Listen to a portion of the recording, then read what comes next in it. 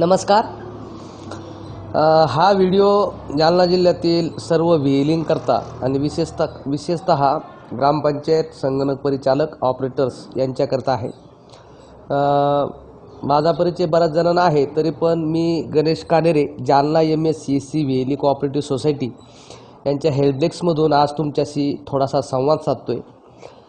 आत्ताच गेल्या 1-2 दिवसामध्ये तुम्ही एक व्हिडिओ व्हायरल झालेला बघितला असेल, जो सरपंच ग्रामसेवक या मंडळींकरिता होता. परंतु आजचा व्हिडिओ आपल्याला विनंती आहे की आपल्यापर्यंत ठेवा, याला व्हायरल नका करू. त्याचं कारण असं आहे की आजचा जो विषय तो फक्त तुमच्यासाठी आहे आणि हा विषय व्हायरल जरी झाला तर त्यात अडचण नाही आहे. परंतु काय आहे की जे व्यावसायिक विषय आहे, जे तुमच्याशी हितगुज करणं गरजेचे आहे, तो तुमच्याशीच व्हावा म्हणून याला व्हायरल करू नका आणि तुमच्यापर्यंत ठेवा. आणि व्हायरल करायचंच असेल तर आपला जो ग्रामपंचायत ऑपरेटर किंवा व्हीएली मित्र आहे त्याच्यापर्यंत ही लिंक व्हायरल करा. मित्र, लॉकडाऊनचा काळ चालू आहे, कमी जास्त प्रमाणात त्याच्यात काही गोष्टी चालू आहे, परंतु संपूर्ण जग, संपूर्ण देश, संपूर्ण व्यवसाय, शेती, उद्योग सर्व संकटात झालेले असताना त्याची झळ CSC सेंटरला बसणार नाही असं होणार नाही. आज CSC व्हेली म्हणून प्रत्येकाच्या डोक्यामध्ये अनेक प्रश्न आहे. पुढं काय होईल हा सुद्धा एक प्रश्न आहे. काय CSC सेंटरमध्ये चालेल हा सुद्धा एक प्रश्न आहे.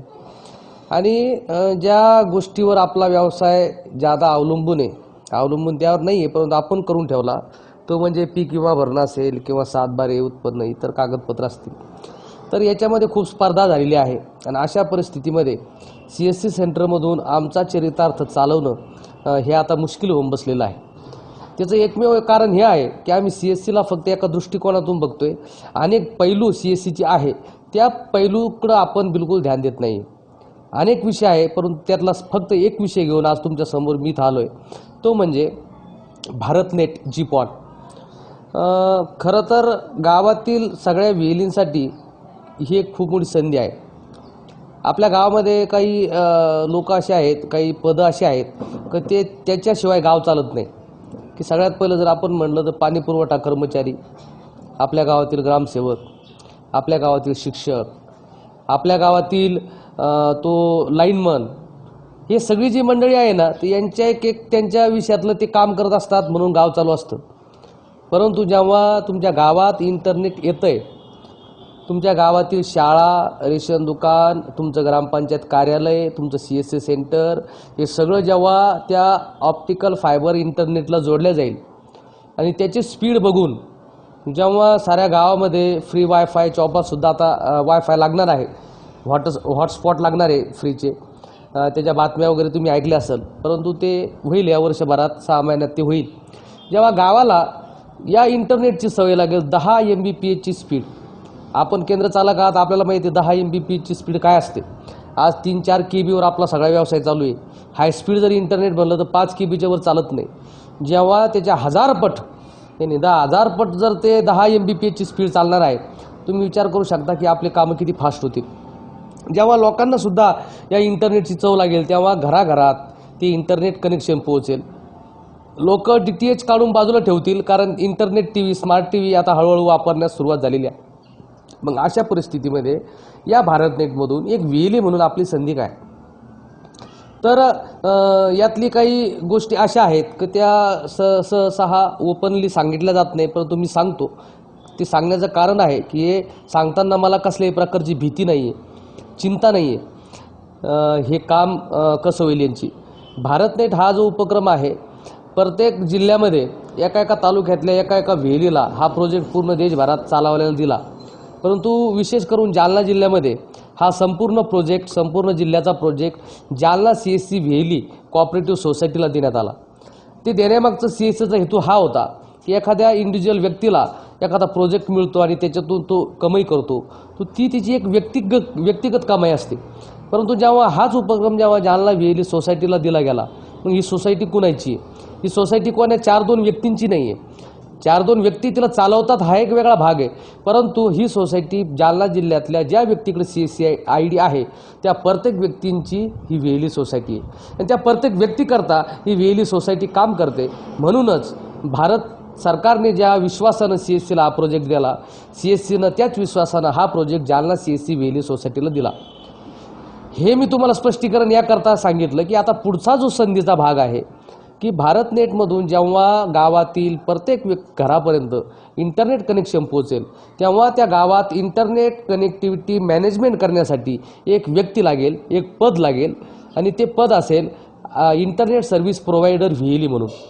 आणि असा VLE, त्या VLEंच्या नियुक्त्या जालना VLE सोसायटीच्या मार्फत गावागावात आता सुरू झालेल्या आहे. मग जेव्हा आपण इंटरनेट सर्व्हिस प्रोव्हायडर म्हणून त्या VLEंची नियुक्ती करतोय, तेव्हा निश्चितच CSCमध्ये कोणतंही काम फुकट करून घेतल्या जात नाही. त्यामागे काही ना काही इन्सेंटिव्ह असतो, भले तो कमी असेल किंवा जादा असेल. तर जेव्हा तुमच्यामार्फत साऱ्या गावात ही कनेक्शन्स वाटली जातील, तेव्हा या कनेक्शन मागं जे इन्सेंटिव्ह दर महिन्याला येतो, तर काही ना काही मानधन आपल्याला त्याच्यात असेल. तर दुसरा प्रश्न असू शकतो आपला किती असेल, तर तुम्ही जितकं काम कराल तितकं ते असेल, आहे नाही. तो 100 रुपये असू शकतो आणि लाख रुपये असू शकतो, आहे नाही. मग ते कसं काय, तर जेव्हा तुम्ही या सिस्टममध्ये इनबिल्ड असाल, आहे नाही, तेव्हा तुम्हाला या सगळ्या गोष्टी सांगितल्या जाईल. तसे ॲग्रीमेंट्स आपण त्या VLEकडून ॲग्रीमेंट लिहून देतो आहे VLEला. ॲग्रीमेंट हे दोन्ही बाजूच असतं. जेव्हा तुम्हाला एखाद्या गोष्टीचं मानधन दिलं जातं, तेव्हा त्या गोष्टीबाबतच्या जबाबदाऱ्या तुमच्या असतात. तशा स्वरूपाचं ते काम सुरू झालेलं आहे. म्हणून एक आपल्या गावातल्या प्रत्येक एका VLEला या भारतनेटच्या माध्यमातून इंटरनेट सर्व्हिस प्रोव्हायडर म्हणून नियुक्ती जालना VLE सोसायटी करताय. परंतु नियुक्ती होणं ही दुसरी गोष्ट राहिली. सगळ्यात महत्त्वाचं ते पहिलं आपल्या गावातील इंटरनेट चालू असणं गरजेचं आहे. आणि आपल्याला माहिती आहे की ते बंद आहे, परंतु आता ते चालू करण्याची सगळी यंत्रणा सुरू झालेली आहे. 1 महिन्याचं टार्गेट आहे आपल्याला की एका महिन्यात जालना जिल्ह्यातील प्रत्येक गाव हे ऑनलाईन दिसलं पाहिजे. जर ते ऑनलाईन दिसेल तर पुढचा टप्पा येतो, प्रत्येक गावामध्ये 5 फ्री कनेक्शन दिल्या जातील. त्यानंतरचा तिसरा टप्पा येतो की फ्री इंटरनेट कनेक्शन्स त्याच्यातून आपल्याला दिल्या जातील. आणि अशा सगळ्या माध्यमातून जालना जिल्ह्यातील सगळ्या VLEंना त्याच्यातून एक प्रकारचा रेव्हेन्यू ग्रोथ होणार आहे, एक प्रकारचा व्यवसाय त्याच्यातून उभा राहणार आहे. आणि असा व्यवसाय उभा राहत असताना त्याच्यातून आपल्या VLEंचं एक प्रकारे लाईफ सेट होणार आहे. उदाहरणार्थ जर सांगायचं झालं तर सुरुवातीला आपल्या गावामध्ये हे होतं, वस्ती शाळा स्थापन झाल्या. 10वी-12वीच्या मुलांनी आपल्या मित्रांनी त्या जॉईन केल्या, सुरू केल्या. आणि हळूहळू आता ती सर्व मुलं शासकीय याच्यामध्ये सामील झालेली आहेत. आज ते शिक्षक बनलेले आहेत. म्हणून सुरुवातीला कोणती छोटी वाटणारी गोष्ट त्याला आपण लाईटली घेतो, परंतु जेव्हा ती गोष्ट मोठी बनते तेव्हा मात्र ती हातातून गेलेली असते. म्हणून या व्हिडिओद्वारे मी सगळ्या ग्रामपंचायत मध्ये असणाऱ्या ऑपरेटर्स असतील, VLE असतील, या VLEंना आवाहन करतो की आपल्या तालुक्यामध्ये टीम आहे, ती टीम आपल्या गावापर्यंत येत आहे. आपण त्यांना मदत करा आणि लवकरात लवकर आपल्या गावातला तो इंटरनेट कनेक्टिव्हिटी चालू करून द्या. मग त्यासाठी आपल्याला काय प्रयत्न करावा लागणार आहे आणि त्या प्रयत्नाच्या आधारेच आपली या कामी नियुक्ती होणार आहे. मग तो प्रयत्न काय असायला पाहिजे, सगळ्यात पहिले की आपला तो बॉक्स आहे ना, तो त्या ग्रामपंचायत कार्यालयामध्ये फिट आहे. परंतु त्या ग्रामपंचायत कार्यालयाची इमारत बरोबर नसेल, तिथे जर त्या ग्रामपंचायतीमध्ये हे मीटर नसेल फिट केलेलं, किंवा तिथं व्यवस्था बरोबर नाही आहे, तर तो बॉक्स आपल्याला मात्र तिथून हलवायचा आहे. तर हलवण्यासाठी आपल्याला कुणाच्याही परमिशनची गरज नाही आहे. आपल्याला भारत सरकारचं लेटर आलेलं आहे ते शिफ्टिंग करण्याचं. परंतु गाव आणि गावातील प्रतिष्ठित नागरिक यांचा सन्मान आपण राखला पाहिजे. त्या सन्मानाखातीर आपण सरपंच, ग्रामसेवक आणि प्रतिष्ठित नागरिक यांच्या सहकार्यातून, यांच्या म्हणण्यातून हा इंटरनेटचा बॉक्स आपल्या CSC सेंटरमध्ये आपल्याला हलवायचा आहे. हे नाही केव्हा हलवायचा आहे, जर तिथे व्यवस्था नसेल. परंतु तो जर हलवणंच जिकरीचा असेल तर आपली मोठी दुसरी जबाबदारी बनते की इंटरनेटची जी कनेक्टिव्हिटी आहे ती तर तिथपर्यंत पोहोचली, परंतु 1 महिन्यापर्यंत तो जर बॉक्स कंटिन्यू जर सुरू नाही दिसला तर पुढचं काहीच अप्रूव्हल होत नाही. कारण NMS नॅशनल मॉनिटरिंग सिस्टममध्ये ते बॉक्स किती वेळा बंद पडला, किती वेळा चालू झाला, या सगळ्या गोष्टी मॉनिटर होतात. आणि तो जर वारंवार बंद चालू होत असेल, तुमच्या गावात जर लाईट येत जात असेल, तर अशा परिस्थितीमध्ये तुमचं जे अप्रूव्हल आहे ते होणार नाही. म्हणून ही गोष्ट लाईटली न घेता आता एकदम सिरियसली घेणं गरजेची आहे. दुसरी महत्त्वाची गोष्ट, आज आम्ही 6 महिन्यापासून या फील्डमध्ये काम करतो आहे आपल्या गावातील प्रत्येक ग्रामपंचायत ऑपरेटर असतील, त्या गावातील व्हेली असेल, त्यांच्यापर्यंत आपण पोहोचलो आहे, त्यांच्यापर्यंत हा मेसेज पण पोहोचला आहे. परंतु जर संपर्कातील व्यक्ती त्याला जर या गोष्टीचं महत्त्वच नसेल, त्याला जर याचं गांभीर्यच नसेल किंवा त्याला याची गरजच नसेल आणि सगळ्यात मोठी गोष्ट ह्या सगळ्या गोष्टीवर जर त्याचा विश्वासच नसेल, तर पर्यायी व्यवस्था उभा करण्याचे सगळे मार्ग CSCला खुले आहे.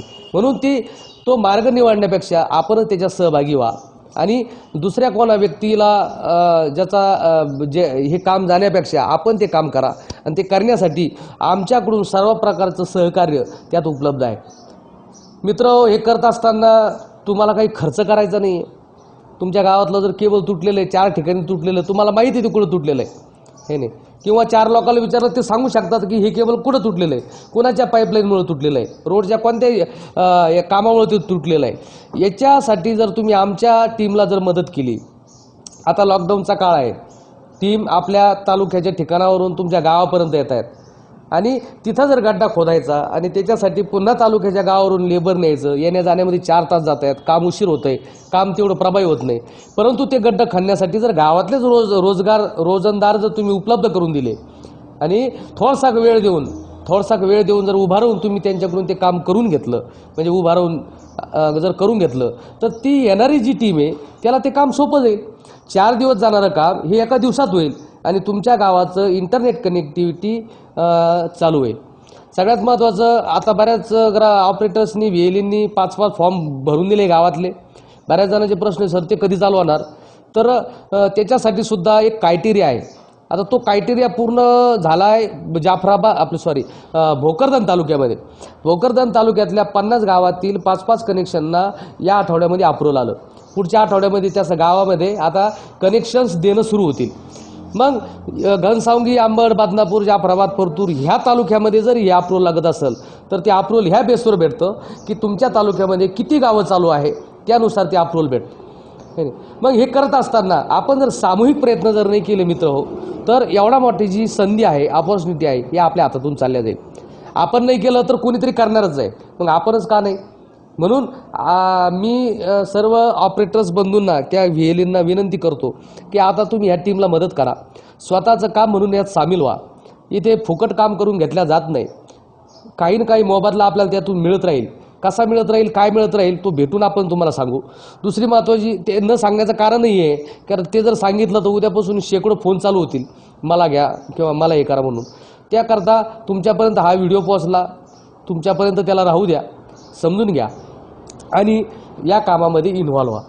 तुम्हाला तालुक्याच्या टीम्स माहीत आहे, त्यांना संपर्क करा, त्यांना मदत करा. आणि हे करत असताना तुमचा 1 रुपया खर्च होणार नाही. रोजंदार जरी तुम्ही बघून द्याला, तिची रोजंदारी आपण देणार आहोत, म्हणजे CSC देणार आहे. म्हणून अशा पद्धतीनं एक खूप मोठी संधी चालून आलेली आहे. त्या संधीचं सोनं करून घ्या आणि त्या इंटरनेट कनेक्टिव्हिटीसाठी स्वतः त्यात एक इंटरनेट सर्व्हिस प्रोव्हायडर म्हणून सामील व्हा. त्यासाठीचे अपॉइंटमेंट लेटर्स आणि ॲग्रीमेंट्स लवकरच आपण त्या व्हीएलईला देणार आहोत. मग ते ॲग्रीमेंट कोण करणार, तर तुमच्या गावात येणारी जी टीम आहे त्या टीमला कोणता व्हीएलई किती मदत करतो त्यानुसार ते शिफारस करतील जालना व्हीएलई सोसायटीला आणि त्यानुसारच त्याचे ॲग्रीमेंट्स होतील. ते करण्यासाठी तुमचं काम, तुमचा प्रतिसाद, तुमचं सहकार्य हीच तिची पात्रता आहे. त्यासाठी कोणाच्या मार्फत येण्याची गरज नाही आहे, कोणाच्या मार्फत म्हणण्याची गरज नाही आहे. तुमचं जे कर्तृत्व आहे, तुमचं जे सहकार्य आहे, तुमचा जो सहभाग आहे, यावरूनच तुम्ही त्या कामासाठी नियुक्त होत असाल. म्हणून आपल्याला ही एक खूप मोठी संधी आहे, त्या संधीचा लाभ घ्या. आणि सुरुवातीच्या वाक्यामध्ये मी जे बोललो होतो की CSCमध्ये आम्ही चिंतेत आहोत, त्या चिंता दूर करण्यासाठी CSCत अनेक भाग आहेत. तर त्यातील जर विभागवाईज विचार केला तर हेल्थ, ॲग्रिकल्चर, एज्युकेशन आणि आता टेलिकॉम, गव्हर्नन्स. तर मी जे बोललो आहे आता फक्त हे मी टेलिकम्युनिकेशनविषयी बोललो. आता हेल्थ, ॲग्रिकल्चर, एज्युकेशन आणि गव्हर्नन्स यामध्ये CSCत काय सर्व्हिसेस आहेत, तर हे मी तुम्हाला पुन्हा एकदा जेव्हा तुम्ही जॉईन व्हाल या सगळ्या प्रक्रियेत पुन्हा अशाच पद्धतीने ऑनलाईन स्वरूपामध्ये एका विषयाची आपल्याला माहिती देत जाईल, जेणेकरून संपूर्ण गावाचा व्यवहार तुम्ही एक व्हीएलई म्हणून बघू शकता. तुम्ही त्या गावात खत विकू शकता, तुम्ही त्या गावात बियाणं विकू शकता, तुम्ही त्या गावामध्ये तुमच्या गावात लागणारं ठिबक, पाईपलाईन, मोटर्स काय जे लागेल ते तुम्ही विकू शकता. तुमच्या गावात तुम्ही ऑनलाईन किराणा विकू शकता. तुमच्या गावातील शेतकऱ्यांचं फळं भाजीपाला हे तुम्ही ऑनलाईन विकू शकता, माध्यम त्यासाठी बनवू शकता. तुमच्या गावातील शेतकऱ्यांचा शेतमाल तुम्ही राष्ट्रीय आंतरराष्ट्रीय बाजारपेठेत निर्यात करू शकता. हे सगळं करण्यासाठी जर काय लागत असेल तर तो म्हणजे CSC सेंटर लागत आहे आणि ते तुमच्याकडे आहे. मग ते कसं करायचं हे तुम्हाला कोणी सांगणार नाही. ते सांगण्यासाठी पुन्हा पुन्हा आपला भेटत राहावं लागेल. आपण पुन्हा पुन्हा भेटूया. जाता जाता मी इतर व्हिडिओमध्ये जसं प्रधानमंत्रीजींनी पंचायत राज यशस्वी करण्यासाठीच्या काही ज्या गोष्टी सांगितल्या महत्त्वाच्या, जे सरकारचे ॲप्स वगैरे झालेले, तो व्हिडिओसुद्धा या व्हिडिओच्या नंतर टाकतो. तो बघून घ्या आणि स्वतःची संधी शोधा. पण एकच विनंती आहे की आपल्या गावातील इंटरनेट कनेक्टिव्हिटी आता आपण सुरू करून घ्या. ते करण्यासाठी आमची टीम तयार आहे. त्यांना मदत करा आणि आपला व्हीएलई म्हणून एक विकास आपण करून घ्या. हे करण्यासाठी तुम्हाला कोणते शुल्क लागणार नाही आहे, कोणती फीस लागणार नाही आहे आणि हे सगळं करण्यासाठी तुम्ही स्वतःहून सामील व्हा. धन्यवाद. डिजिटल भारत के निर्माण हेतु सरकार ने कई कदम उठाए हैं, जैसे डिजिटल भुगतान का विस्तार, पोस्टल पेमेंट बैंक, सामान्य सेवा केंद्रों का विस्तार। इसी श्रृंखला में ग्रामीण भारत में पंचायती राज मंत्रालय की यह कड़ी पंचायतों के परिवर्तन हेतु है। ई ग्राम स्वराज एप्लीकेशन पंचायतों के संचालन के लिए उपयोगी एकीकृत टूल है, जिससे पंचायतों में किए गए कार्यों की प्रभावी निगरानी सरलता से की जा सकती है। इस एप्लीकेशन से न केवल पंचायतों की गतिविधियों की रिपोर्टिंग में सुधार होगा, बल्कि योजना की व्यापकता बढ़ेगी। ई ग्राम स्वराज एप्लीकेशन से किसी भी ग्राम पंचायत की पूरी जानकारी एक ही स्थान पर मिल जाएगी, जैसे सरपंच, पंचों और पंचायत सचिव का विवरण, वित्त विवरण, परिसंपत्ति का विवरण, ग्राम पंचायत विकास योजना GPDP में की गई गतिविधियां, जनगणना 2011, मिशन अंत्योदय, सर्वेक्षण रिपोर्ट आदि। E Gram Swaraj application work based accounting पर केंद्रित है। इसके द्वारा GPDP में प्रस्तावित प्रत्येक गतिविधियों में किए गए हर व्यय का विवरण उपलब्ध है।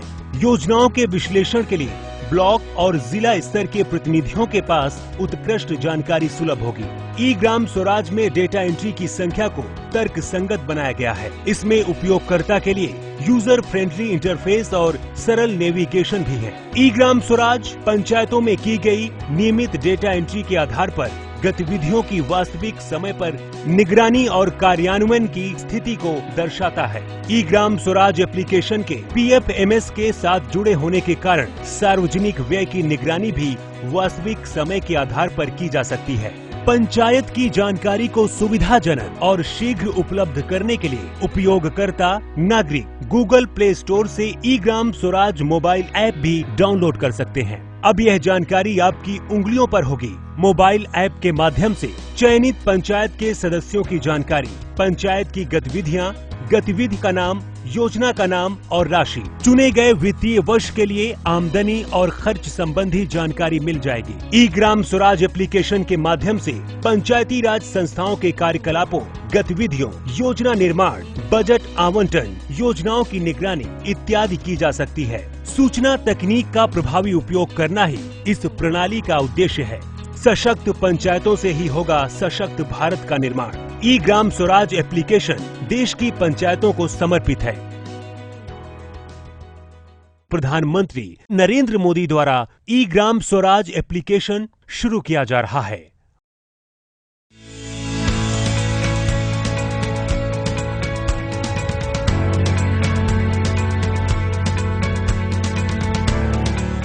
भारत की आत्मा गांव में बसती है, जहां 60% आबादी निवास करती है, लेकिन अधिकांश ग्रामीणों के पास अपनी आवासीय संपत्ति के कागजात नहीं हैं। अंग्रेजों के समय से देश के ग्रामीण क्षेत्रों की भूमि का बंदोबस्त होता रहा है, लेकिन अधिकांश राज्यों में गांवों की आबादी क्षेत्रों का सर्वे और मापन संपत्ति के सत्यापन के दृष्टिकोण से नहीं हुआ है। फलस्वरूप अधिकांश ग्रामीण घरों के संपत्ति के कागजात मौजूद नहीं हैं। मालिकाना हक की गांव की इस जरूरत को पूरा करेगी भारत सरकार की स्वामित्व योजना। इस योजना में ग्रामीण क्षेत्रों की आवासीय भूमि की पैमाइश ड्रोन तकनीक के द्वारा की जाएगी, जो सर्वेक्षण और मापन की नवीनतम तकनीक है। इस देशव्यापी पैमाइश में भारत का पंचायती राज मंत्रालय, राज्यों के पंचायती राज तथा राजस्व विभाग और भारतीय सर्वेक्षण विभाग शामिल होंगे। ड्रोन से गांव की सीमा के भीतर आने वाली प्रत्येक संपत्ति का डिजिटल रूप से नक्शा बनाया जाएगा। साथ ही प्रत्येक राजस्व खंड की सीमाओं का निर्धारण किया जाएगा। सटीक मापन के आधार पर गांव की प्रत्येक घर का संपत्ति कार्ड राज्य सरकारों के द्वारा बनाया जाएगा। इस तरह से यह क्रांतिकारी कदम संपत्ति के मालिक को सुगमता से मालिकाना हक प्राप्त करवाएगा। इस मालिकाना हक से गांवों के निवासी अपनी संपत्ति का वित्तीय उपयोग जैसे कि ऋण लेने में सक्षम होंगे और गांवों के आवासीय क्षेत्र का रिकॉर्ड पंचायतों को प्रदान कर सकेंगे। इससे संपत्तियों का कर के दायरे में आना और पंचायतों द्वारा आसानी से कर संग्रह संभव हो पाएगा। इस आमदनी से पंचायतें ग्रामीण नागरिकों को बेहतर सुविधा दे पाएंगी। संपत्ति के स्पष्ट आकलन एवं स्वामित्व का निर्धारण होने से उनके मूल्य में भी वृद्धि होगी। ड्रोन सर्वेक्षण तकनीक के उपयोग से ग्राम पंचायत के पास गाँव का सटीक रिकॉर्ड और मानचित्र होगा, जिसका उपयोग कर वसूली में, भवन निर्माण हेतु परमिट जारी करने में, अवैध कब्जा समाप्त करने आदि के लिए किया जा सकता है। हमारा देश बदलते समय के साथ कदम से कदम मिलाकर उन्नत तकनीक का भरपूर उपयोग करते हुए विकास के मार्ग पर लगातार आगे बढ़ रहा है। सशक्त पंचायतों से ही सशक्त भारत का निर्माण होगा। प्रधानमंत्री नरेंद्र मोदी द्वारा स्वामित्व योजना का शुभारंभ किया जा रहा है। सरकार ने पंचायती राज से जुड़ी व्यवस्थाओं को, इंफ्रास्ट्रक्चर को आधुनिक बनाने के लिए निरंतर काम किया है। वरना 5-6 साल पहले एक दौर वो भी था जब देश की 100 से भी कम पंचायतें ब्रॉडबैंड कनेक्टिविटी से जुड़ी थी। आज 1.25 लाख से ज्यादा पंचायतों तक ब्रॉडबैंड पहुंच चुका है। इतना ही नहीं, गांवों में कॉमन सर्विस सेंटरों की संख्या भी 3 लाख को पार कर रही है। सरकार ने भारत में ही मोबाइल बनाने का जो अभियान चलाया हुआ है, उसी का नतीजा है कि आज गांव-गांव तक कम कीमत वाले स्मार्टफोन पहुंच चुके हैं। ये जो आज इतने बड़े पैमाने पर वीडियो कॉन्फ्रेंस हो रही है, लाखों लोग जुड़े हैं, इसमें इन सारी बातों का बहुत बड़ा योगदान है। साथियों, गांव के इंफ्रास्ट्रक्चर को मजबूत करने के लिए, शहरों और गांवों में दूरी को कम करने के लिए आज सरकार द्वारा 2 बड़े प्रोजेक्ट शुरू किए गए हैं। अभी जो वीडियो फिल्म चल रही है, उसमें आपने देखा है, एक है ई ग्राम स्वराज और दूसरा ऐप है, और दूसरी ऐप की विशेषता है हर ग्रामवासी के लिए उसमें स्वामित्व योजना की शुरुआत। ई ग्राम स्वराज यानी simplified work based accounting application for Panchayati Raj. ये एक प्रकार से ग्राम पंचायतों के संपूर्ण डिजिटलीकरण की तरफ एक बड़ा कदम है। ये भविष्य में ग्राम पंचायत के अलग अलग कामों का लेखा जोखा रखने वाला सिंगल प्लेटफॉर्म बनेगा। अब अलग अलग एप्लीकेशंस में अलग अलग काम करने की कोई जरूरत आपको नहीं पड़ेगी। जैसा अभी बताया गया, इस पोर्टल पर, इस ऐप पर पंचायत के विकास कार्य की डिटेल उससे लेकर के उसके लिए तय किए गए फंड, उस फंड का कहां खर्च हुआ उसकी भी जानकारियां, ये सारी बातें उसमें उपलब्ध रहेगी। इसके जरिए गांव का कोई भी नागरिक अपनी ग्राम पंचायत में क्या चल रहा है, क्या कामकाज हो रहा है, काम कहां तक पहुंचा है, सारी चीजें अपने मोबाइल पर से जान पाएगा, जानकारी रख पाएगा। इससे ग्राम पंचायतों में पारदर्शिता, ट्रांसपेरेंसी भी बढ़ेगी, रिकॉर्ड रखने का काम भी बहुत सरल हो जाएगा और प्रोजेक्ट की प्लानिंग से लेकर कंप्लीशन की प्रक्रिया भी तेज होगी। आप कल्पना कर सकते हैं, ई ग्राम स्वराज के माध्यम से आप सभी को कितनी बड़ी शक्ति मिलने जा रही है। साथियों, गांवों में प्रॉपर्टी को लेकर के, संपत्ति को लेकर जो स्थिति रहती है वो आप सभी भली भांति जानते हैं। स्वामित्व योजना इसी को ठीक करने का एक प्रयास है। इस योजना के तहत देश के सभी गांवों में आवासों की ड्रोन के माध्यम से पूरे गांव की एक एक संपत्ति की मैपिंग की जाएगी। इसके बाद गांव के लोगों को उस संपत्ति का, उस प्रॉपर्टी का एक मालिकाना प्रमाण पत्र यानी टाइटल डीड दिया जाएगा। स्वामित्व योजना से गांव के लोगों को एक नहीं अनेक लाभ होंगे। पहला तो यह कि प्रॉपर्टी को लेकर जो भ्रम की स्थिति रहती है वो दूर हो जाएगी, झगड़े खत्म हो जाएंगे। दूसरा, इससे गांव में विकास योजनाओं की बेहतर प्लानिंग में और ज्यादा मदद मिलेगी।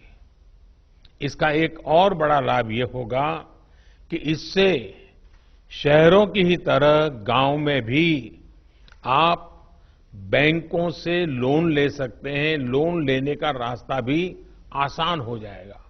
जब आपके पास स्वामित्व होगा तो उस संपत्ति के आधार पर आप बैंक से लोन ले सकते हैं, जो जीवन में बहुत काम आ सकती है। साथियों, अभी यानी फिलहाल उत्तर प्रदेश, महाराष्ट्र, कर्नाटक, हरियाणा, मध्य प्रदेश और उत्तराखंड, हिंदुस्तान के अलग अलग क्षेत्र के 6 राज्यों में इस योजना को प्रारंभिक तौर पर प्रारंभ कर रहे हैं।